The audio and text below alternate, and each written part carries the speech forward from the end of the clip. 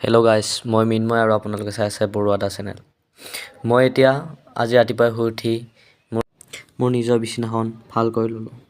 তাৰপিছত মই লৰালৰিকৈ গা ধুবলৈ পানী গৰম কৰিলোঁ আৰু মই গাটো ধুই ৰেডি হৈ গ'লোঁ। গা ধুই উঠি দেখিলোঁ যে পাকত মোৰ মাংস ৰেডি। আৰু লৰালৰিকৈ কেৰাহীটো বহাই তাতে তেল দি তাতে পিঁয়াজ নহৰু দি সেইখিনি গৰম হোৱালৈ অলপ টাইম ৰখিলোঁ। তেলখিনি গৰম হোৱাৰ পিছত মই মোৰ আজিৰ মাংসখিনি বহাই দিলোঁ। মাংসখিনি বনাই হোৱাৰ পিছত মই তাতে নিমখ, হালধি, মাই মছলা আদি দি দিলোঁ। তাৰপিছত সেইখিনিত নিমখ হালধি দিয়া হোৱাৰ পিছত পানী দি অলপমান উতল খাবলৈ ঢাক মাৰি থৈ দিলোঁ। তাৰপিছত মই পাকতে থকা ফিউজটোলৈ চালোঁ কিবা খাবলৈ আছে নেকি, কিন্তু ফিউজটোত একোৱেই নাই খাবলৈ।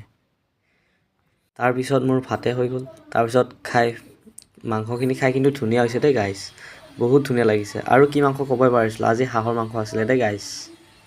বহুত ভাল হৈছে কাৰণে আজি শেষ কৰি খাইছোঁ। লাষ্ট পৰ্যায় বাচন ধুব ওলাইছোঁ। বাচন ধুই মোৰ ভিডিঅ'টো শেষ কৰিছোঁ।